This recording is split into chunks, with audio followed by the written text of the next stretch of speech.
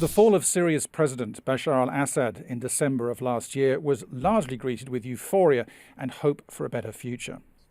But we were quickly reminded of the brutality of the former regime, particularly with regard to the treatment of prisoners, when we saw hundreds of people pouring into the notorious Sednaya prison, desperately searching for friends or relatives in the hope that they were still alive. For years, UN human rights bodies have been working to bring the dire human rights situation in Syria to the world's attention, documenting, monitoring, and publishing reports on abuses. They include the Human Rights Office, the Commission of Inquiry for Syria, and the International Impartial and Independent Mechanism, which was tasked with investigating serious crimes in Syria back in 2016 to help ensure that those responsible are held accountable. In fact, just days before the fall of Assad, the IIIM released a detailed report on torture and ill treatment in Syrian detention facilities and the anguish it's caused entire communities. All of this work took place despite the IIIM being denied access to the country, but everything changed after the rapid collapse of the regime. The head of the IIIM, Robert Petit, was finally able to get to Syria himself just days later. And during this historic visit, he made a point of emphasizing the importance of preserving evidence before it's lost forever. And Mr. Petit is joining me now from Geneva. Thank you for being with us today, Mr. Petit. Please take me back to that Damascus visit in December. And after so many years of being denied entry, it must have been extraordinary for you and the team when Assad fell. What were the first thoughts that went through your mind and your teams? As with most of the world, we were shocked at the speed with which the regime crumbled. Although in hindsight, we should have realized that the foundations were completely rotten for years.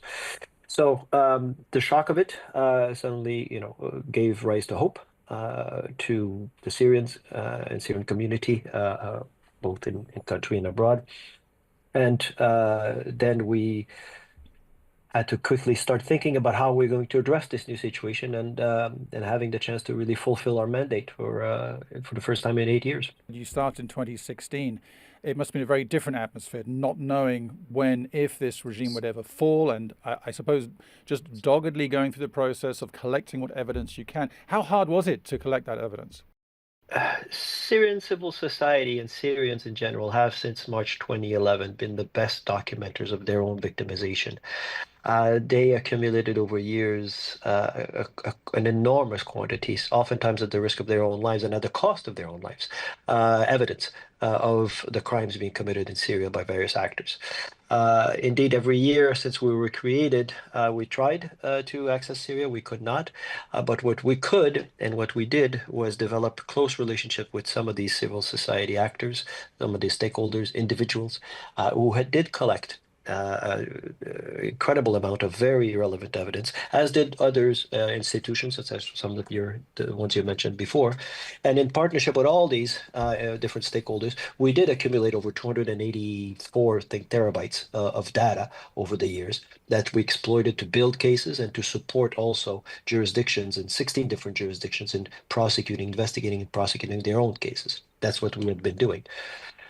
What happens now is that we potentially have access to a wealth of regime and allied related crimes, evidence of crimes, and we're hoping to be able to very soon exploit that opportunity. Back then, you had no knowledge of what would happen in the future, or no knowledge, presumably, of whether or not any trial for those who've been committing these crimes would actually take place. That's true, but our mandate has been very clear from the beginning, and I want to say that we were in Damascus 8 years to the day that the resolution was voted in the General Assembly. So it was quite serendipitous. But even back then, our mandate was very clear. Prepare cases to support current and future jurisdiction. And that's what we've been doing. There was always a hope that there was going to be some kind of Syria tribunal, quote unquote, or some kind of comprehensive justice for the crimes in Syria for Syrians. So in anticipation of that, we have been building cases, and we have certainly built a wealth of understanding of the situation and the evidence that could support these cases. At the same time, as I said, we've been supporting current ongoing justice effort that up to December were the only ones. The only avenues for justice was there 16 jurisdictions all over the world prosecuting these cases by virtue of universal jurisdiction. And I'm very happy to say that we were able to support over almost 250 of those different investigations and prosecutions. We'll continue to do so And now, hopefully, we have access to a lot more evidence to be able to do that. You must have scrambled very quickly to get in there as soon as you did. What were the main things that you wanted to achieve from that visit? And did you manage to achieve them? The main purpose was to start engaging diplomatically and explain to the new authorities what our mandate is and what we would like to do and get permission to do so. We were successful in engaging at the level that we needed to. And at the time, we formally requested to be able to send teams to work and discharge our mandate in Syria. We're still waiting for the answer. That was back on 21st of December. We have been having discussions. We found a receptive interlocutors when we went. I have no reason to believe that we will not be granted position. I think we will. I think it's a matter of processes rather than willingness. And we're hoping that within days we will get that permission and then we'll deploy as soon as we can. And in the meantime, you're confident, are you, that they got the message that you were sending out, which was basically to make sure that when people were going into prisons, obviously understandably trying to find information about their loved ones, that evidence, the documents were not destroyed or taken away and were collected in a safe place. You, of course, you need to make sure that they reach this highest criminal evidence level. So despite not being in there, I'm sure you're continuing to have discussions with the de facto authorities. To your understanding, is that process beginning already? Are they helping you to secure this information?